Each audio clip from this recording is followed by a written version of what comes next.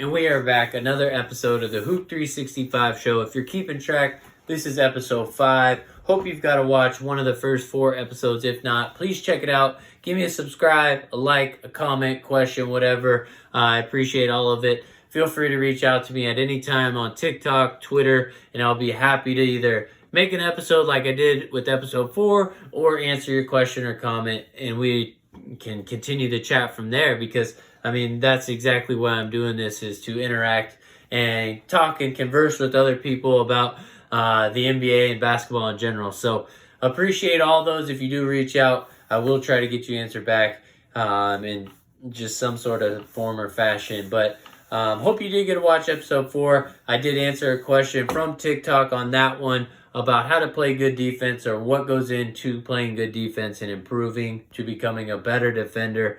I compiled a list of things that I've learned throughout the years, heard from other people, kind of combined all in one to what I think goes into being a better defender and how you really improve in that area. So check that out. Tonight, I wanted to transition back to the NBA to talk about how I think the big man in the NBA is back like we haven't seen it in 10, 15, maybe even 20 years. Obviously, I will start with saying the big man in the NBA has changed. It has really transformed. We went through the Warriors teams, the big three with the Cavs, and other teams of that small ball or those small ball lineups where the big man wasn't really utilized quite as much. Yeah, they saw the court, but they weren't as big of a factor as they have been in, say, the 2000s or the 1990s, 1980s, or just basketball in general. We really went through a transformation phase, is what I'm going to call it, where the big man had to change their style of play and really develop to what kind of the Warriors, those LeBron teams, made the big man to be. So that's what I want to talk about, and how I think the big man is back like we haven't seen it in 2021. I'll start off by saying Joel Embiid and Nikola Vucevic are a fine example of that. Those two guys are in the top 3 of my MVP race, and maybe a front runner for many others in the MVP race. So I think that's one first significant signal that the big man is back like we haven't seen in a while, because we haven't had a big man up in that race, or even had a big man win it since maybe Dirk. You could consider a big man. I wouldn't. You could go back to Tim Duncan, and I would consider him a big man. He was more of that traditional post-type player, even though he did shoot some 15-footers, and he's known for that bank shot right outside the paint. But his defensive kind of game and what he was meaning to his team defensively was center-oriented. So I would consider him a big man. And then you can go back to Shaq and Karl Malone before Shaq. So the big man has obviously changed. They're a lot different from those players now, but we did go through that transformation period, and the big man has evolved their game to be a very important piece to a lot of teams. So I think that's a reason why I would consider them back, is because they're, one, in the MVP race, which means they are a really important piece to their team, and 2, we've got a lot of stars and big name players in the league that are playing at the center position and really making an impact, and people want to watch them and that sort of thing. So those are 2 of the biggest reasons that I can say the big man is back. And then the third is obviously the productivity that we've seen from many of the bigs throughout the NBA. And I'll start again with Joel Embiid averaging 28, 11.5, and 3. You got the Joker at almost 26 points a game, which is a career high, 12 rebounds, career high, 9.6 assists, career high, almost a triple-double. So are people going to treat him like they treated Westbrook and say he should automatically win the MVP if he averages that triple-double and the Nuggets are pretty good?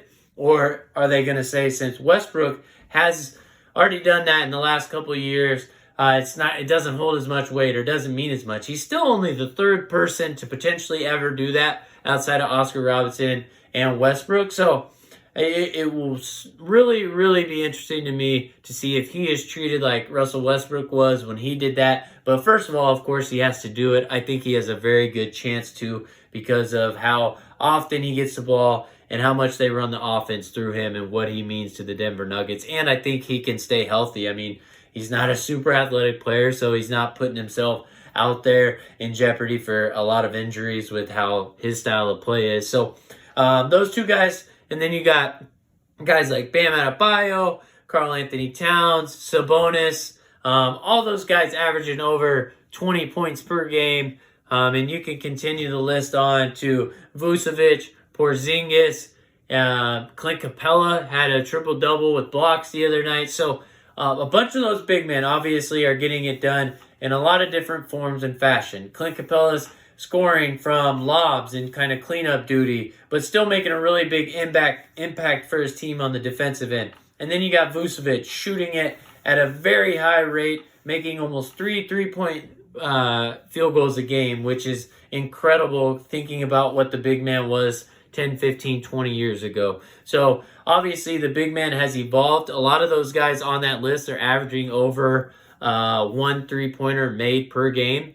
And I think that's kind of the beauty of it. And they've really increased the level of play in the NBA because of their ability to do so many things. Not only have they increased the level of play in the NBA because of their versatility, they have also increased the level of basketball as a whole, because now you have kids when they're training, working out when they're younger, and really coming up through the ranks. They're learning skills that they didn't learn back 20 years ago. The big man is being taught a whole lot differently than it used to be because of these guys that I mentioned. A lot of them are bringing so many different skill sets to their team that it's inspiring all these individuals on the lower levels and these younger kids to kind of develop their game in a way that they didn't used to. I mean, we're shaping big men to be good passers. We're shaping big men to shoot the ball as good as a guard or as good as a forward. Whereas we used to say, you're guarding the post, you're playing in the post, you're above 6'5", so you're a post player and you need to get good in the post. And that's just an example how the position has changed, but I think it is officially back in what it means to a team. It lost that sort of feeling or sort of importance the last 10 years. And I think the centerpiece is actually this centerpiece of an NBA team once again. And to win the NBA title, you're going to have a very important centerpiece or big man position. The Lakers did it with Anthony Davis. Obviously, he's more of a forward center, but he plays a lot of center for them, and he plays that defensive role for their team and being the rim stopper and that sort of thing. He shoots it from the perimeter, does a little more perimeter-oriented stuff, but again, that's what the position's changed to, and that's what all the best bigs in the NBA are evolving to. So it's just been really impressive, really interesting to watch. But that is why I think the big man is back in the NBA in 2021 more than it has been in the last 10, 15 years. Let me know what you guys think. Do you agree? Am I far off? Either way, please check out the Hoop 365 store. That's hoop-365.com. Subscribe to the channel. Leave me a like. Leave me a comment. Feel free to comment on TikTok. I will clip this video up, of course, as I always do. But I appreciate you guys tuning in. And look forward to seeing you next episode on the Hoop 365 show. Thank you, and we're out of here.